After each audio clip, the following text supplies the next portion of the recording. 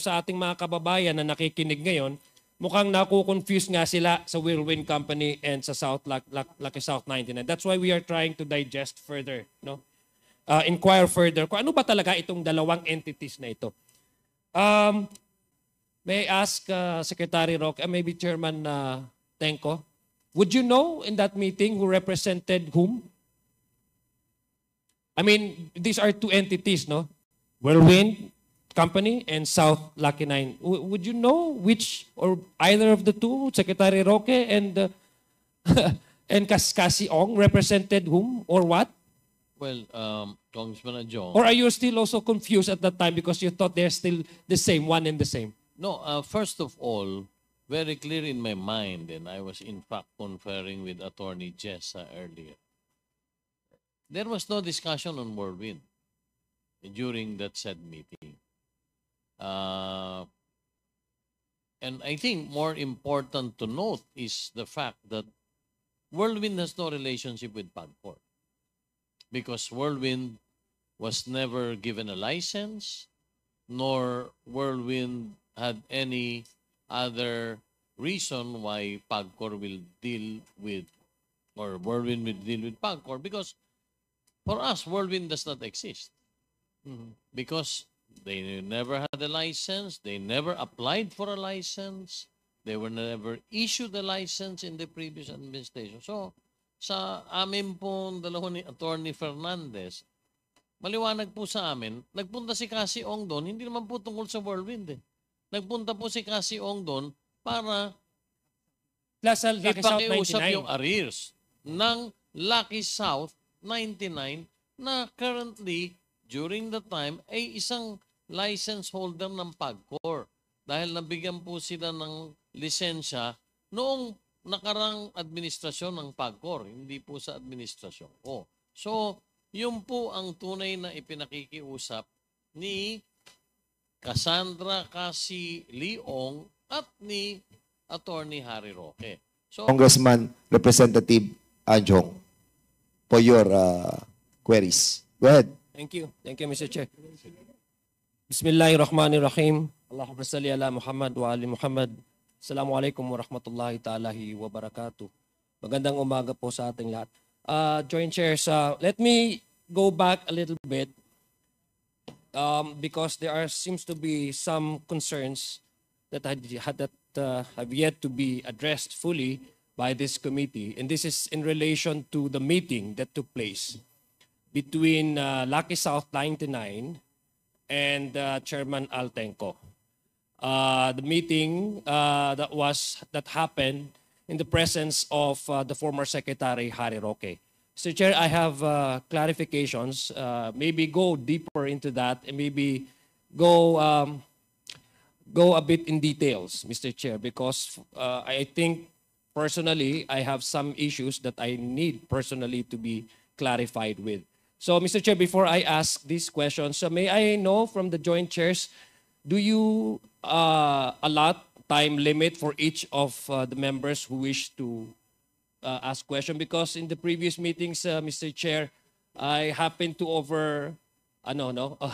Yes, still we have like 5 minutes, Congressman Adjong. 5 minutes, then we can ask for an additional extension. As a matter of fact, we have just like few representatives who wanted to ask questions, but most likely we will be extending it. Thank you. Depends on the question that you'll be asking. Go ahead. Thank you, Mr. Chair. Now, I know these questions have already been asked to former Secretary Roque, but allow me, Mr. Chair, to further clarify the details that happened in that particular meeting. Mr. Chair, Attorney Roque, magandang umaga po. Yes, Good morning, Mr. Chair. Magandang umaga po. You mentioned po in the previous committee hearing that some of the officers or officials of Whirlwind Company and perhaps the Lucky South 99 do not and cannot speak English. Am I correct? Yung pong pagkakaintindi ko, hindi lang po sa Lucky South, pero sa karamihan po ng mga Pogo. Kasi sila po talaga nagpapatakbo noong electronic casino na binobroadcast sa China. Kaya rin po nagkakaroon nga sila ng mga Pogo hubs para hindi na sila makahulubi Yes, po. yes, Mr. Chair. If I may be if I may request Secretary Roque to just answer this representation with yes or no kasi natanong naman. So yes, I took that as a yes, no. So would you know, Mr. Chair, Secretary Roque, does Cassandra Leong, the representative of Lucky South 99, know, can she speak English and understand English? Well, ang pagkakakilala ko po kay Cassandra, siya po ay marunong mag-Chinese, nag-aral po sa China, at siya nga po ay translator para dito sa mga Lucky South. So pwede po siyang magsalita ng Tagalog or English, no? Opo. Opo. So that does mean that Ms. Cassandra Ong can communicate directly with the Chairman Altenco or PAGCOR? Pwede po. Pwede.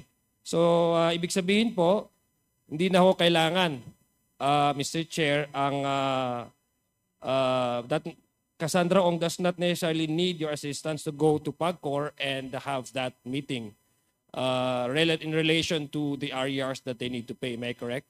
Kailangan po kasi nung mga panahon na yon, ang representante ng Lucky South sa PAGCOR ay si Mr. Dennis Cunanan. Okay. So let me ask you, Secretary, Mr. Chair, how did you meet Cassandra Ong? Okay. And when was this and where was this meeting happen? Natapos na po yung eleksyon, bumalik na po ako sa pribadong buhay at ako po ay promoting renewable energy projects. Isa po sa pinopromote ko talaga ay yung Sogod Power sa Cebu at kung hindi po ako nagkakamali, na-meet ko po ang isang representative ng kumpanya ni Cassandra Ong sa isang forum ng renewable energy. At linapitan po ako na meron silang interes kasi doon sa forum po yon nanindigan ako na contrary to the position of many individuals, ang renewable energy, ang solar po ay po pwedeng 100% foreign owned. Okay. So yun po yung konteksto na namit ko po ang kumpanya ni Cassie Ong. Yeah, so when did you first discuss with Miss Cassandra Ong about about you going with her to PAGCOR? When and where did this happen? Sa same month of July na po, no? Kasi ang palaging kausap ko ay isang CEO ng kumpanya ni Cassie Ong na hindi naman po nasa Pilipinas, na lumilipad, umaalis. Mukhang MBA type of person po, kaya nga hindi kami nagtagumpay na makakuha ng investment sa kanila, no? So si Cassie Ong po ay ang alam ko empleyado lang talaga ng Whirlwind, no? At bago pa nga nalaman ko na nadispalkohan yung So Lucky Mr. Chair, South. sorry po. Yes. So So gusto mga ko lang July straight- lang po. July Yes. din po. Same So- month po of July. So si Cassie Ong is the Cassandra Ong that you're mentioning. Opo, no? opo. Okay. Siya po yun, Mr. So Chair. when this first meeting, did she I presume there were subsequent meetings happened, di ba? Because the first time that you met, sabi mo nga hindi siya connected with the PAGCOR license. Am I correct, no? Opo, iba Tama. po yung So representante. when did the Cassandra Ong approached you and discussed to you about the POGO and maybe perhaps to accompany her, as you claim you represent the leasing, in this case Whirlwind Company? When did that happen? Buwan na rin po ng July. Doon po niya sinangguni sa akin na nalaman lang nila dahil nakatanggap na sila ng sulat po sa PAGCOR na naniningil ang PAGCOR. Would you know, Mr. Chair, Secretary, would you know kung saan ito nangyari? Yung pagmi-meeting po Yes namin? po, yung pag-approach niya po sa inyo. Oo, humingi po sila ng meeting sa isang restaurant dito po sa Resorts World. So she specifically requested you to go with her to PAGCOR? Well, ang sabi lang po niya, may problema kami. Ang totoo po niya, ng unang sangguni is, pwede bang idemanda si Dennis Cunanan? I'm sorry to have to say this dahil kilala ko rin po si Dennis Cunanan. No? Ang sabi ko, kumuha ka rin ng ibang abogado kasi kakilala ko si Dennis Cunanan, ang mga anak namin magkakaklase from K to 12 at kapitbahay ko pa. So ang sabi ko na lang is, well, humanap kayo ng ibang abogado pero ang solution naman sa problema mo, pwede naman humingi ng rescheduling of payment dyan sa pagkakautang po. So ang response po niyo doon sa request niya, I presume is sabi mo nga sumama ho kayo sa kanya no doon sa meeting na yon. So gusto ko lang po on record, Mr. Chair, what was the exact response that you gave her when she approached you about these problems of hers? Well, ang pag-contact po niya sa akin is anong gagawin? Kasi na-dispalkohan daw yung kanilang lessee na Lucky South, no? So, ang gusto niya is legal action. Eh, ang sabi ko, hanap po kayo ng ibang abogado kasi kakilala ko po yung rinireklamo ninyo, no? At masama dahil kapitbahay ko pa. So, ang sabi ko, baka matutulungan ko naman kayo na magkaroon ng rescheduling of payment dahil pumapayag naman ng mga gobyerno sa rescheduling of payment, lalo na kung hindi naman talaga consistently masama ang payment record. So at this time, when you met her and asked you, Mr. Chair, Secretary Roque, of these perhaps legal advices, were you already employed by Whirlwind Company? Hindi pa po. Kasi po, nag-iinganyo nga po ako sa kanila na mamuhunan po sa mga energy projects. So wala pa po kaming professional relationship. It was more of I wanted them to invest in an energy project po. Okay. So fast forward po tayo na claim niyo naman po at na-narrate niyo na nga po na you confirmed that you were present during that meeting with Opo. Chairman Tenco, no? Opo. Yeah, okay. So sino pong tumawag? Who called the Chairman Tenco or PAGCOR to arrange this meeting? Well, ang sekretary ko po ang nag-arrange ng meeting matapos po na nalaman namin na ang pagre-reschedule ng payment is a board decision. So your secretary arranged this meeting when you were still not employed by Whirlwind Company? Well, by that time po, opo, parang accommodation ko lang po sa Whirlwind. At that time po, wala kaming professional relationship other than patuloy ko pong iniingganyo sila na mamuhunan doon sa energy project. So gusto ko lang pong malinawan dito, Mr. Chair, si Cassie Ong approach you, you do not have any legal or professional relationship with her and told you about her problems with Mr. Dennis Cunanan, and you were not employed at that time during this meeting by Whirlwind Company, and yet you extended the effort of contacting PAGCOR to set up that meeting. Am I correct? Tama po yun dahil nga po iniingganyo ko sila na mamuhunan sa proyekto. So parang that's a show of good faith po. Matanong ko lang po, bakit ho nyo nagawa yun? Dahil gusto ko po talagang magkaroon ng relasyon sa Whirlwind na sila po yung mamuhunan doon sa mga energy projects na pinupush ko. Okay. Would you confirm this, Chairman Tenco, that the meeting that was that took place among you was arranged or requested by the Secretary of Attorney Roque? Magandang umaga po, Congressman Adyong. Yes, on the week prior to July 26, the office of former Secretary Roque got in touch with my office, and they were requesting for a meeting if it was possible for former Secretary Roque to meet me. So you confirm. I confirm. Yeah, okay, sige. Congressman. Secretary, at the time of you and Cassandra's meeting with the Chairman Altenco, alam ko naman on record na sabi dito, but I just want you to confirm, how much was Lucky South's payables to PAGCOR? Well, ang pagkakaalala ko po ay $500,000 po. And would you know what these payables are for? Actually, hindi ko po alam kung ano talaga yung nature ng payment.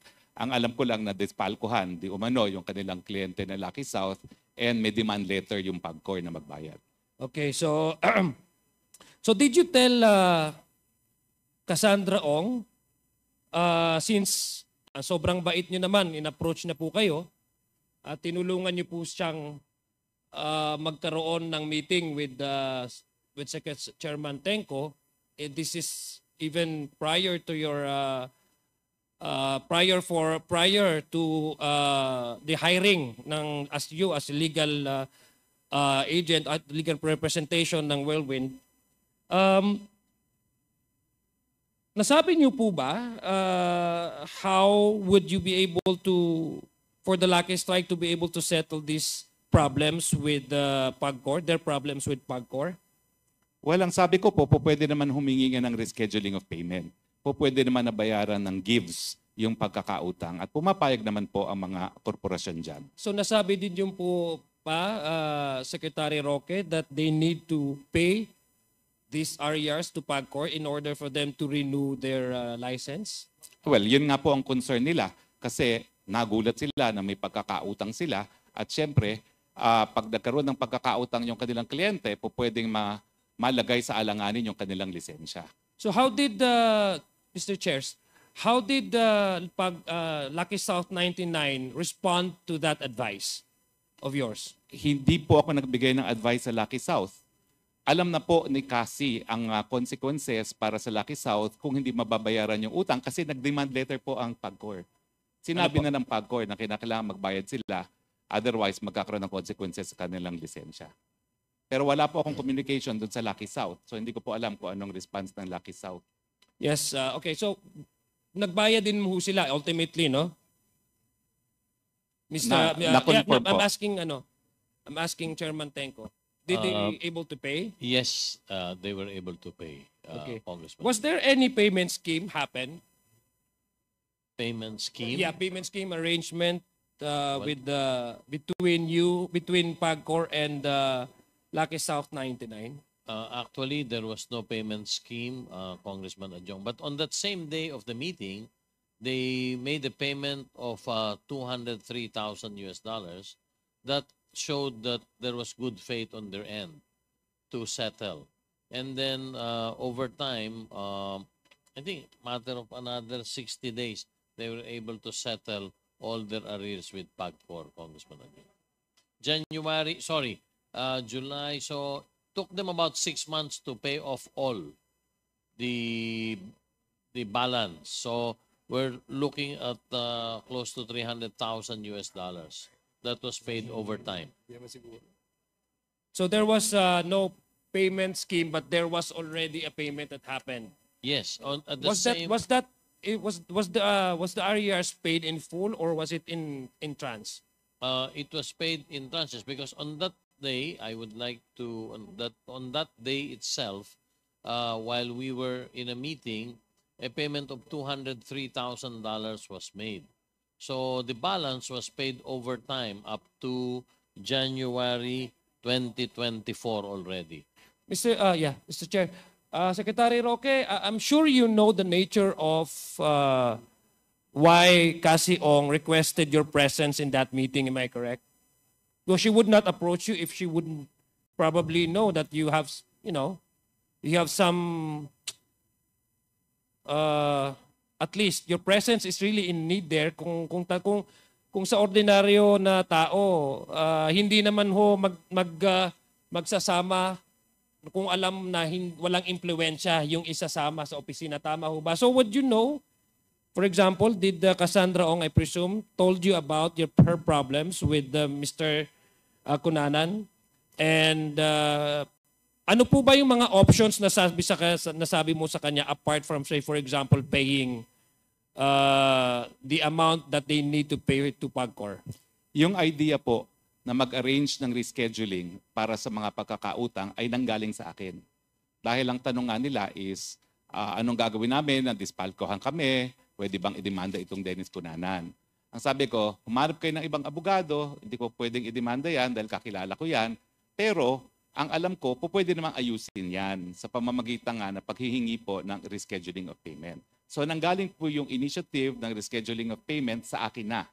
At kampante naman po ako na papayag naman po ang PAGCOR basta nga lang merong show of good faith, no, na meron talagang intent to pay at ma-explain lang kung bakit sila na-delay sa pagbabayad dahil bago naman sila na-dispalkohan, wala naman silang problema po sa pagbabayad sa PAGCOR. Okay. Mr. Chair, at Secretary Roque, you confirmed the Attorney Fernandez testimony earlier in the previous meeting that you made the follow-ups with PAGCOR regarding the application of Lucky South 99, am I correct? 3 beses po, 2 by text, 1 by telephone call, pero yung telephone call ko po, hindi follow-up. It is only a matter of information na nakahanap na ang Lucky South ng abogado para gumawa ng MPTT na requirement po. Thank you po. Thank you. Sorry po, Secretary. I'm just wondering po, who requested you to make these follow-ups? Request po ako ni Cassie Ong kasi ang sabi po niya, hindi raw niya makontak si Attorney Jessa. No? At totoo naman po, doon sa mga tawag ko, talagang busy-busy si Attorney Jessa. So once po, para tanungin ko kung ano yung kulang pang mga documentation, kasi nga po, request ako ni Cassie na hindi raw niya makontak. So sabi ko, well, let's see kung makokontak ko naman, baka timing lang yan. So you're doing this, hired na po kayo as a lawyer of Whirlwind Company?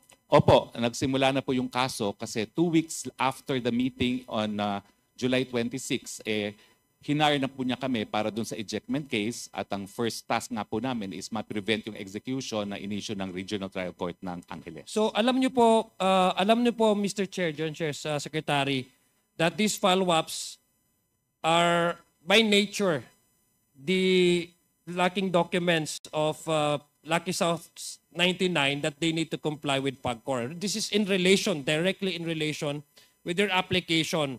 Apart from paying the RERs, their application as well for a license nung sa newly amended guidelines ng Secretary. So you would know, for example, of this, the nature of these follow-ups, that it pertains also for their application for the IGL license. Am I correct? Tama po yan kasi ang pinag-aawayan nga po yung possession dun sa lugar na ginagamit for POGO. So concern na concern po si Cassie as the lessor of Lucky South na kung mawawala naman sila dun sa posisyon, wala na rin silang kontrata dun sa POGO. Kasi nga po, sila yung pinapaalis dun sa possession, sa premises na ginagamit para sa POGO po. So after, yes po. That will be your last question, Congressman Am I be Adjong. allowed to continue, Mr. Chair? Or Huh? So, what is the pleasure of the members? I will yield my time to Congressman Adjong. Okay, there's a yielding of his time. So we'll be allowing Congressman Adjong to sa bagay ko naman ang kasunod si Kit Flores. Thank you. This, Thank you. So the chair would like to acknowledge the presence of Congresswoman Lorna C. Silverio. You can proceed for another 5 minutes. thank you, Mr. Chair. So after learning about this lacking of documents in the application of Lucky South 99 PAGCOR, sino po ba ang whom do you report this, Secretary? May mga documents ka ba na pinapresent sa kanila that may probably help them to comply ultimately with the request appeal for a license after you have follow-up with the PAGCOR? And you learned about these lacking documents. To whom do you report this po? Well, Mr. Chair, Since you are according to you, a lawyer of Whirlwind Company. Mr. Chair, pinadalan po ako ng listahan ng requirements ni Attorney Jessa at yung Viber mismo sa akin ni Attorney Jessa, finorward ko lang po kay Cassie Ong. So have you told advise Cassandra Ong that Lucky South 99 must also comply? Finorward ko lang po yung text as is mismo ni Attorney Jessa because those were the lacking documents, no? So hindi lang tayo maging abogado as an ordinary person. When you extend something to a person, especially if you know that this is of legal consequence, agree ho kayo doon. Na kasi tinutulungan nyo, kasi you would not help anybody if you don't agree from the very start of the, say for example, of the request or the application. Would that be correct?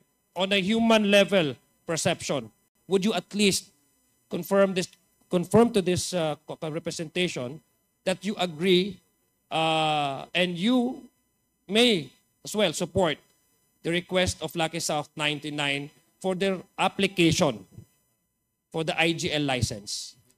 Hindi naman po. Ganito po kasi yan. Yung pumasok kami sa ejectment, may desisyon na, meron ng writ of execution na papaalisin sila.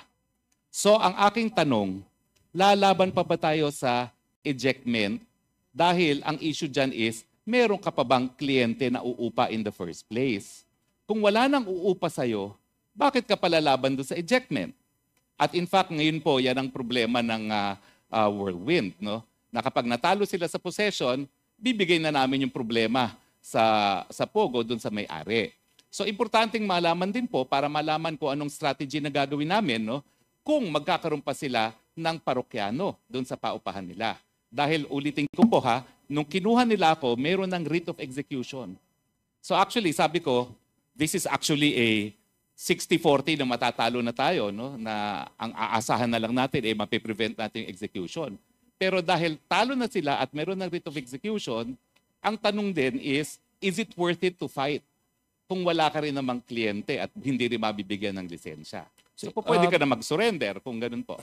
Well, I think para sa akin ang pagkakaintindi ko po, no, I'm not refuting your claim, Secretary Roque. You're entitled to your own opinion, but I find it very rather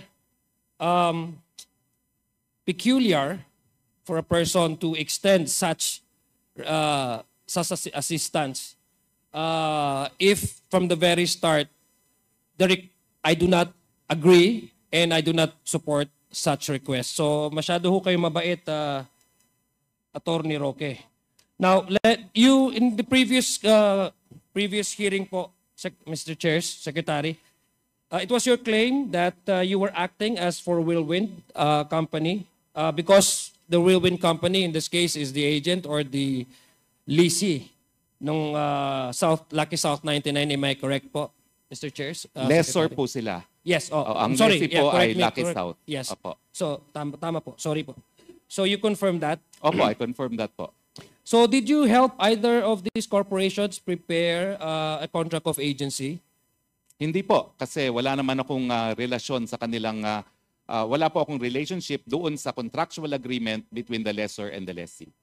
So, if there's no proof that there is a contract of agency, being you as the lawyer, I presume that you are well knowledgeable about law, and as a lawyer to Whirlwind, you would probably ask Whirlwind Company if there is a contract of agency that signed or took place between these two agencies. Would that be rather peculiar for you not to, at least to review if this kind of a relationship between these two entities, considering that you went extended your effort beyond what your call of duty because you have sorry po, you have, gusto ko lang po maintindihan because you even went as further as to arrange a meeting with Lucky South 99 with PAGCOR.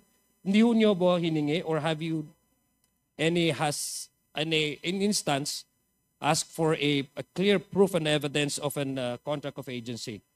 Well, nung punto pong yon, ang alam ko sila ang lessee ng mga cruise. So nakita ko po yung lease contract. Now, sinabi rin nila na nagpapaupa sila dyan nga naman in turn sa Lucky South. So nakita ko rin po yung kontrata nila between Whirlwind and Lucky South. So meron po talagang lease contract in turn between Whirlwind and Lucky South. Yun po ang nakita ko. Okay, Congressman Adjong, can I interject something? yes, please. Konti lang at My pleasure. medyo nakikinig ako sa inyong discussion and I wanted to be clarified for Secretary Harry Roque. Kasi there are a lot of corporations, no? Marami. Merong Lucky South 99 corporations, may Lucky South 99 Outsourcing Incorporated, merong Lucky South 99 Group Incorporated, meron Lucky South 99 Limited Incorporated. These are all interconnected yung mga incorporators. So, basically, iba pa to yung sa tinatawag nating Whirlwind. Ang Whirlwind is more on the real estate. So, ito ang binigyan ng lisensya. Sino ang unang binigyan na lisensya diyan sa tinatawag po nating maraming Lucky South 99? Hindi ko po alam kasi kahit kailan wala pa ako naging relasyon po sa Lucky South. Okay. Kung hindi po ninyo alam ay yung ating pong allow me Congressman Adjong para maliwanagan tayo kasi medyo ako yung naguguluhan dito sa Lucky South 99 eh. Ang dami eh. We're talking about Lucky South 99 ha. But when you read all the documents sa SEC saka sa PAGCOR, merong Lucky South 99 Outsourcing Incorporated. Meron Lucky South 99 Corporation.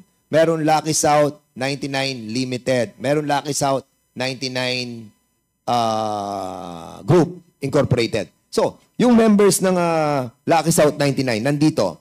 Si sino bang presidente nyo? Julian Linsangan, the third? Andito? So, Julian Lisangan. Saan ka incorporator? Good morning. Ay, sandali. Wait. Have you taken your oath? So, to all those who are invited for the first time on this hearing, please stand up para ma-administer po yung inyong oath. And the COMSEC is hereby directed to take their oath. Please stand and raise your right hand. Those who are attending for the first time, do you swear to tell the truth, the whole truth, and nothing but the truth in this investigation? Thank you. Please take your seat. Okay, Julia Lisangan III. Saan ka incorporator? Good morning, Mr. Chair. Sir, actually, sir, we're not connected with Lucky South. Kami po yung... You are not connected with? Lucky South po. Kami po yung na biktima ng identity theft ng Lucky South. Biktima kayo ng?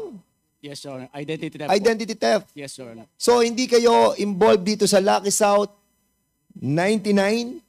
Yes, Your Honor. We're not even part of it. Kasama mo rin si Marion, Ryan Chua. Yes, Your Honor. Hindi rin kayo involved dito? And even Edwin Ang? Yes, Your Honor. And si Ronelyn Baterna?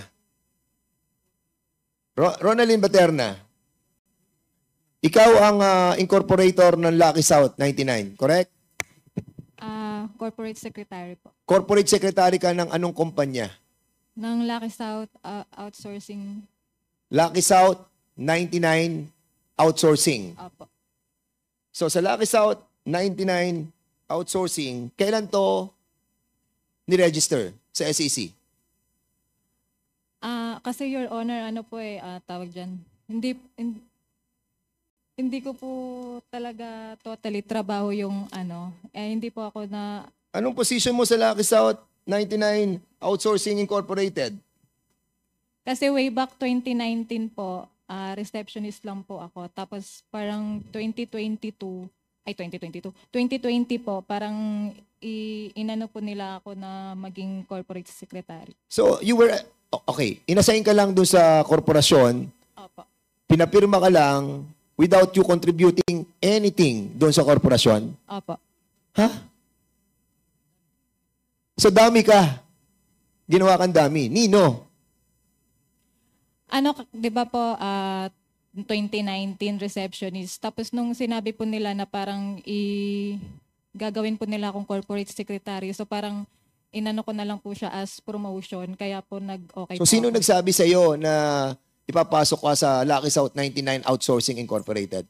Yung company po. Sino nga doon sa company? Mga admin po. Sino sa company? Sino yung admin? Anong pangalan nung nagsabi sa iyo? Si Ma'am Charlotte po. Si Charlotte. Anong pangalan ni Charlotte? Parang siya po yung HR namin. Charlotte dati. ano? Charlotte Sia po. Charlotte C? Sia? Sia po yung pagkakaalam ko. So Chinese siya? Up. Chinese siya? Opo. Is she still here? Wala na po siya, Your Honor So anong position na doon? Charlotte C? Pagkakaalam ko po, siya po ay isang HR. Kasi siya po yung nag-interview sa akin. So in other words, napunta ka doon, Ronelyn Baterna. So lahat dito, kasi makikita namin yung mga signatures mo from Lucky South 99 Outsourcing Incorporated, napapunta ka rin dito sa Lucky South 99 Corporation. Di ba? Opo. So alam mo yung series of the signatures that you have given to these corporations? Hindi ko po alam. Basta pirma ka lang ng pirma? Opo. Magkano binayad sa inyo? Wala po kasi, empleyado po kasi ako, Your Honor. So nagtatrabaho po talaga ako. Wait, sandali. What do you mean binayad po? Ano? Ano po yung... Hindi, tinatanong namin kung magkano binayad sa iyo para pumirma ka sa lahat ng korporasyon na to. Kasi, alam mo, parang, it doesn't make sense, ano? It doesn't make sense na pipirma ka sa mga dokumento na kung saan makikita mo, SEC, PAGCOR, di ba? Saan mo mag-iisip ka eh? Mag-iisip ka, ano tong pinipirmahan ko? ano na to, SEC na to, Pagcor na to, gaming na to eh. Tapos, sasabihin mo sa amin dito na pumipirma ka lang dahil walang pabor na binigay sa'yo? Dahil empleyado ka lang? Magkano sweldo mo bilang employee? Yung sa Magkano yung sweldo? 17K po nung naging receptionist ako. Tapos nung parang promote nga po ako, ginawa po nilang 23K a month. So, 70, naging 20 ka. 23 po. Ilan taon ka na sa kanila?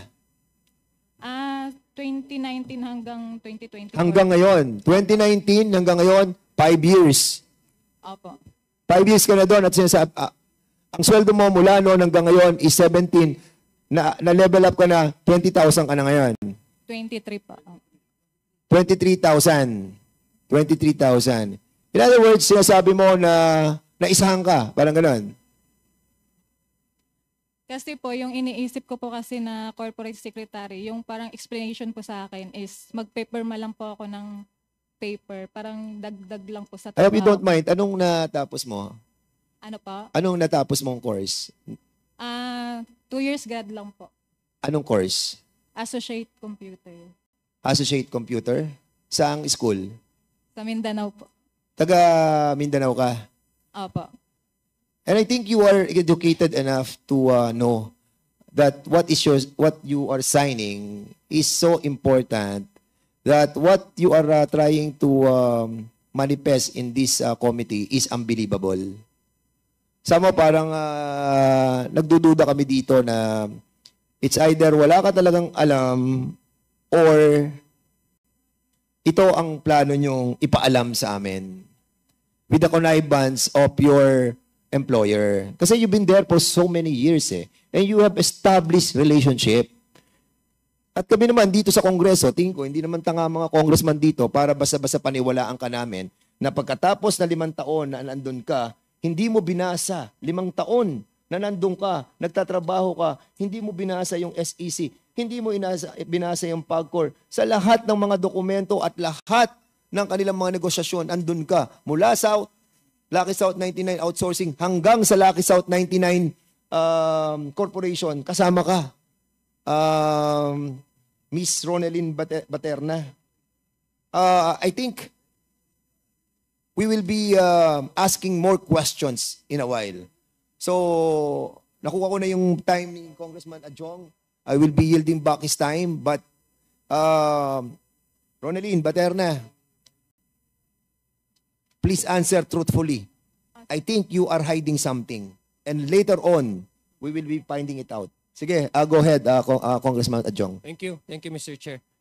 Secretary Roque, in the previous meeting, our hearing, and this has been affirmed by you, validated by you, that you were, number one, you were nga an agent, lawyer for Whirlwind Company, no? So whenever you represent... I was an agent. I was a lawyer. Sorry, yes, for Whirlwind. correct me. I'm wrong. I was wrong about that. You're a lawyer of Whirlwind Company. And whenever you represent Whirlwind Company in relation to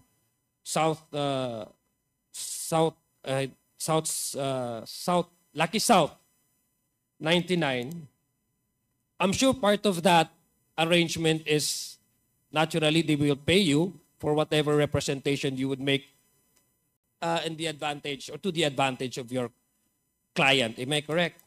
Well, hinire po nila ako para sa kaso. So, I do not have a general retainers with them. I have a specific agreement to handle the ejectment case, no? Which started in the RTC of Angeles, and then we elevated the case to the Court of Appeals. So you never asked by Whirlwind Company to do extra services to their client because according to you, you're limited to that particular case? Yes po. As soon as So we bakit signed po? the client engagement memo, we were limited to handling that ejectment case. So bakit ho kayo nandoon sa meeting and why did you do some follow-ups? Well, as I said po, nung time na nag-meeting kami, hindi pa po kami hired officially for any legal engagement. It was more of trying to convince them to invest in the energy projects that I was promoting, Your Honor. Kailan po kayo, Mr. Joint Secretary, kailan ko pa, may we know kung kailan ho kayo na-hire ng Whirlwind Company? When was Well, na-file po namin, I submitted the documents po. sa RTC Angeles second week of August. No, when your legal services was it was when legal services started with the Whirlwind Company, would you know what specific date was this? Well, there is a specific date, but I think it is 1 week before we filed the motion in the RTC of Angeles. Because when we found out what had happened, ang first remedy namin is to ask the RTC of Angeles to recall the writ of execution that they had already issued. I'm sure, Mr. Chair, Secretary, I'm sure you have a document, no? Official document that you are sabi mo nga, you contest the question of Congressman Flores and Congresswoman Beatrix in the previous, kasi there was no client attorney relationship between you and Lucky South 99. So I presume, following that logic of yours and your explanation, you would probably have a document that would testify that you were hired by Whirlwind Company. Would you be so kind enough as to give us a copy of that? That is covered by attorney-client privilege, Your Honor. Okay, sige. However, I would like to add... Yeah, but since magbait ka naman, Secretary, kasi nag-extend ka ng extra effort, maybe we can also tap that humanity of yours inside you to provide this committee. It is not something that you should be hiding because you're entitled naman to accept any legal arrangement with any companies in any corporation. It is Am I not for correct? me. It is not for me, Mr. Chair. It is for the client. But as far as the attorney-client privilege is concerned, that's sacrosanct po in the legal profession. Now, Yes. I would like to add po na although it is true that there could be an attorney-client without a written contract and without payment of services, the Supreme Court and the Code of Canons of Professional Responsibility takes the perspective of the client on when the attorney-client relation exists. In Canon 3 of the said rules, of the said canons, the attorney-client begins as soon as the client reposes the confidence on an attorney to perform legal services. Now, but according to case law, in the first place, there must be a contract between the client and the attorney. There must be a meeting of the minds. Kaya nga pong sinasabi ko, although I represented an agent of Lucky South, that did not make Lucky South my client. Para rin po yung, since mga airlines, merong silang mga handling agencies, pwede kong maging kliyente ng handling agency na hindi ko magiging kliyente yung airline itself. No? So yan po talaga yung nangyari. No? So as I said po, even if it were true that I represented Lucky South, ganun po ang trabaho ng abogado. Kaya lang, why will I say that I represented Lucky South na wala naman po talagang legal representation? Okay. Balikan ko lang po yung Last tanong two ko question, Congressman Jong. Mr. Chair, may I extend for another 1 minute or two minutes? Last two Mr. questions. 2 questions, okay. Sige. Kala ko 2 minutes na, 2 questions. So, balikan ko lang po, Mr. Chair, sa Secretary. So, roughly, kung marirecall nyo po, kailan po kayo na-hire ulit ng Whirlwind Company? This is a week prior to the filing of your case in, 1 week before po, When was prior. this? When was This this? is the first week already of August. August of what year? Of 2023. 2023, okay. So, it's a good thing, Mr. Chair, that you've mentioned about that. At yung sabi mo, yung, kasi dalawa, Mr. Chair, no, sa ating mga kababayan na nakikinig ngayon, mukhang naku-confuse nga sila sa Whirlwind Company and sa Lucky South 99. That's why we are trying to digest further, no? Inquire further kung ano ba talaga itong dalawang entities na ito. These are two different entities because the fact that they've entered into an agreement, it proves that they're two separate entities, no?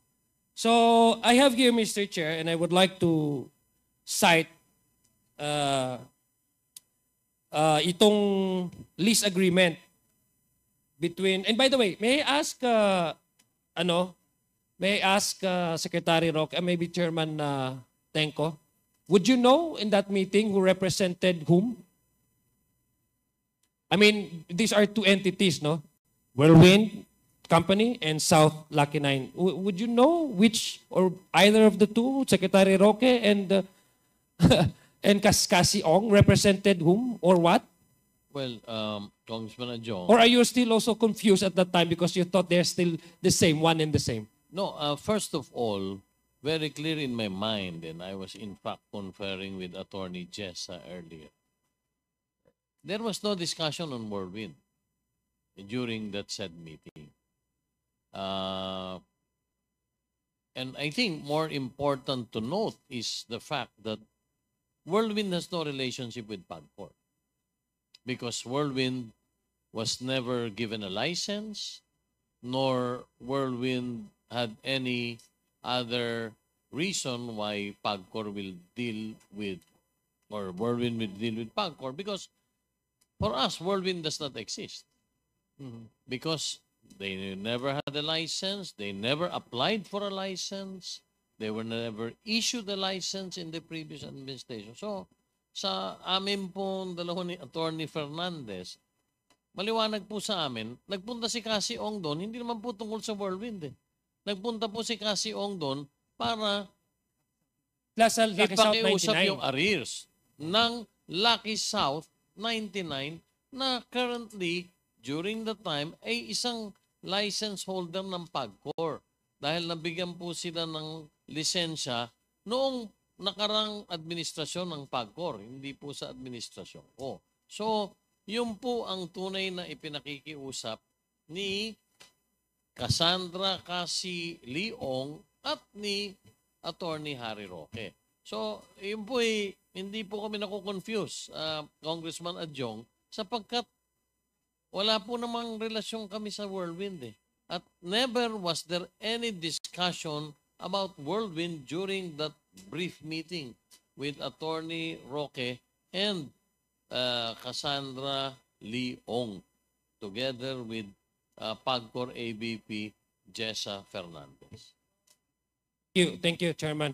Secretary Roque, what is your take on that? Kasi mukhang klaro naman ata kay Secretary Tenco that you were there in that meeting and you were with Cassie Ong, who apparently was connected. I guess she's still connected with Lucky South 19. How can you convince us that there has nothing to do, your presence there has nothing to do with Lucky South 99, Mr. Chair? That you were there simply because you are representing Whirlwind Company, whose legal services that you have signed with this company is purely limited to the case that you have filed prior to your being hired by this company. So doon lang ako nagka-confuse. I'll give you, Mr. Chair, I'll give you time, Mr. Chair, to respond to that. Yes, Secretary maraming Roque. salamat, Mr. Chair. Nandun po si Cassandra Ong bilang ahente ng Lucky South. Pero gaya ng sinasabi ko, yung pagiging ahente niya does not make her a shareholder or an officer of Lucky South. And since I represented an agent, ang ibig sabihin po, ang kliyente ko yung ahente. Wala pong pagkakaiba yan, for instance, dun sa mga ground handler sa airport. Pwede kong maging kliyente yung ground handler, for instance, yung Mia Score. Pero hindi ibig sabihin nyo na palibasa nagbibigay ng serbisyo ang Mia Score sa Cathay, kliyente ko yung Cathay. So I rendered service to an agent of Lucky South, and obviously she was there to make sure that the interests of their principal would be protected dahil nga na-dispalkuhan siya. So the answer is, Cassie Ong was there as an agent. And in fact, in the rules of PAGCOR, kinakailangan magkaroon sila ng representative, an agent who will represent the different licenses with PAGCOR. And it is not a requirement that the agent becomes a shareholder or an officer. Okay. In fact, after that meeting was when Sandra Ong became a representative of Lucky Star, and if the good chairman will recall, kasi sabi ko, naalala ko, sabi niya, naku yan, Dennis Cunanan, palitan niyo yan. Hindi mabuting tao yan, no? Palitan mo na yan. At after that meeting, naging representative po si Cassie Ong ng Lucky South. But during the meeting po, on record na representative was still Dennis Cunanan, which Mr. Cunanan disputed the last time. Sabi niya a month before, hindi na raw siya ang representative.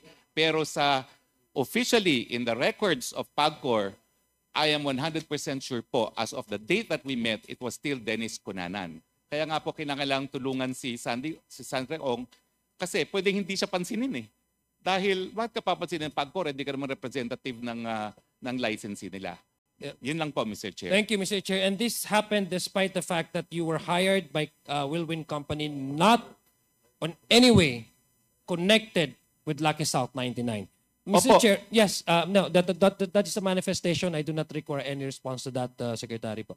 Mr. Chair, I have here the agreement, lease agreement between Whirlwind Company, the lessor, and the lessee, in this case, Lucky South 99 Outsourcing Incorporated. This was signed, and the fictivity of the term of the lease commenced on November 5, 2019 up to November 4, 2022. Now, the representative of Whirlwind Company, meaning the lessor, was, I don't know if she's still connected with the Whirlwind Company, Miss Stephanie B. Mascareñas.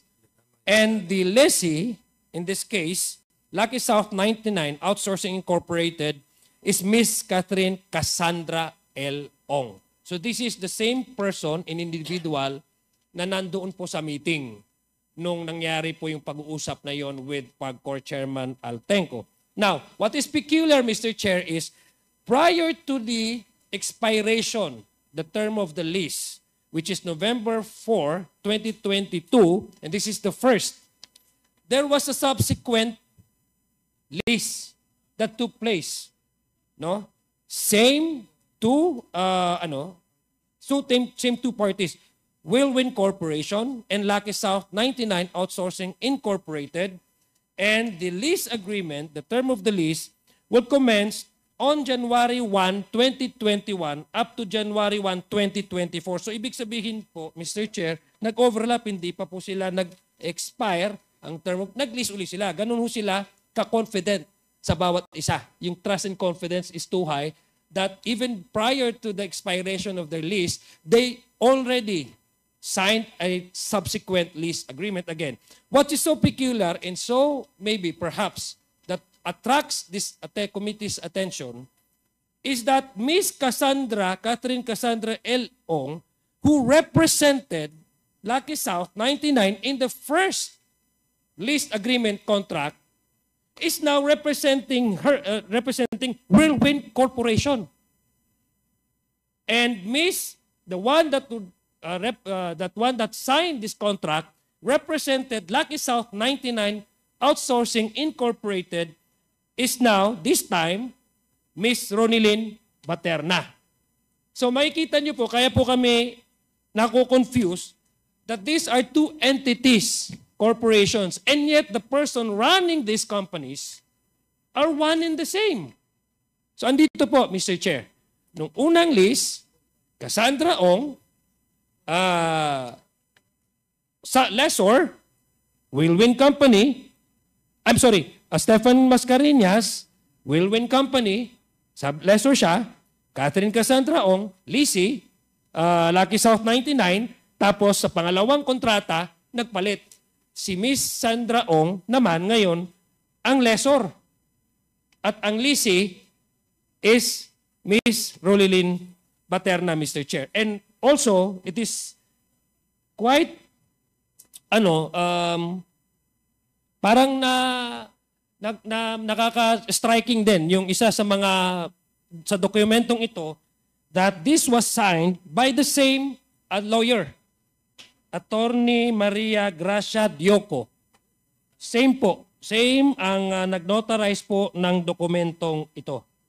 So, ibig sabihin, sa mga ating mga nanonood po, klaro na po na tama, dalawang company ito, dalawang kumpanya, pero run by the same person. I'd like to ask Secretary Roque, did you do your due diligence in finding out that Miss Cassandra Ong used to be, or in this case, siya ang magiging lessor ng Whirlwind Company at hindi ng Lucky South, which you claimed trying to distance yourself from that company na palang allergic kayo sa Lucky South 99. Did you do your diligence? And I think, Mr. Chair, no, with all your services to this nation, Secretary Roque, paniwala po ako na isa ho kayo sa magaling na abogado. At hanggang ngayon po, mataas po respeto ko ho sa inyo. Pero basic lang po, no? Rudimentary. I think this is being taught in law school. You have to do your due diligence before accepting any client. have you at least asked Miss Cassandra Ong, were you in any way connected with Whirlwind Company or Lucky Strike 99? Hindi niyo ho yun tinanong. Mr. Chair, ang kaso po kung saan kami kinuha ay ejectment case. So ang tanging dapat na tignan kong kontrata ay yung upa, yung kontrata ng pag-uupa sa panig po ng Cruz family at sa panig po ng Whirlwind. So I cannot go beyond that po kasi ang kasuhan lang, ejectment between the Cruz and Whirlwind. So hindi naman po at issue sa ejectment case yung lease contract between Whirlwind and Lucky South. So wala pong dahilan ako mag-inquire doon sa client, doon sa kontrata between Whirlwind and Lucky South dahil hindi naman po sila yung nagdidimandahan. And I would like to underscore nga po na nung pumasok kami, meron ng writ of execution. So nakabinbin na po yung kasong yun. Yeah, but So Mr. sa Chair, due diligence po, ejectment case, sa mga abogado po, napakasimple po niyang ejectment case na yan. It's even covered by rules of summary procedure. At kung ikaw hahawak ng kaso, titignan mo yung kontrata. Meron bang breach of contract sa contract of lease? So, hindi po complicated itong kasong ito. Kaya lang, ang aking naging assessment na deprive ng due process ang Whirlwind kasi nga nag-aawayan yung mga Cruz siblings. At nagpanggap itong tatay, si Roberto, na siya pala siya yung registered owner, naniniwala naman itong Whirlwind, hindi naman pala siyang registered owner. At nung dinimanda sila sa lower court, siya pa ang kumuha ng abogado at hindi sinabi sa Whirlwind na dinimanda sila ng mga anak niya. Yan po yun. No? Yeah, So as far as due diligence is concerned, in an ejectment case, as a lawyer, kung ano po yung material na kontrata, is the lease contract only between the lessor and the lessee, between the Cruz family and Whirlwind Corporation po. Dahil yun Yeah. lang po ang hinawakan kong kaso. yeah, pero I think this is material, no? The lease is in fact the very fundamental and very material to any eviction cases, no? I think no, I do not, Mr. Chair, Secretary, no, I do not question your knowledge on sa pagdating po sa batas. Sabi ko nga po, mataas po ang respeto ko sa inyo. Ang hindi ko lang maintindihan, perhaps I shared this with our common tao, the average-minded person listening to us and watching this committee hearing. But nagkaganon. If we follow your logic, Mr. Chair, and your justification that you are exclusively limiting your services to this particular case that you have filed involving eviction cases or eviction case, why did you have to go to PAGCORP's meeting and then make some follow-ups? And then it apparently, based on these records, same Cassandra Ong, who at the time when you approached PAGCOR and with the meeting, yung license nila ay naging connect din sa Whirlwind Company, which you yourself said na yun ang dun yun ko maintindihan. Sinasabi niyo ngayon sa committee ito that you are limited, you find it not material anymore to ask Whirlwind Company or Lucky South 99 with in terms of their contract with Lucky South 99, and yet kasi limited ka lang doon sa eviction, and yet you went overboard. Yun po hindi ko maintindihan. Which in this case, Mr. Chair, masyado na mahaba yung pagtatanong ko. I'm sure many of our colleagues here would ask similar questions kasi doon ho nagkakaroon ng problema. Ganito lang po, Mr. Chair, and I would close this with my manifestation. Mr. Chair? Mr. Chair? Yes, For Congressman my Adjong. manifestation. You want me to interject something Yes. before you finish your interpellation? Maybe Baka after my manifestation, baka maybe after my in manifestation. relation to sa issue mo eh. Tapos ka na ng questioning. Sige, okay, go ahead. My manifestation. Kanina po, inamin naman po ni Secretary Roque na sa practice of law, and this was the question I asked him in the previous committee hearing, that hindi naman kailangan talaga nang magkaroon ng formality that you have to sign with your kasi pag law yung definition po ng Supreme Court yung practice of law, and I agree with him now he agrees with how the Congresswoman Beatrix Luistro. Now, I'd like to, Mr. Chair, and this is not in any way to contest or to even engage in legal discussion with Secretary Roque. Who am I to contest his legal opinion on the matter? But this is already a decided case. Pertains to the lawyer-client relationship, no?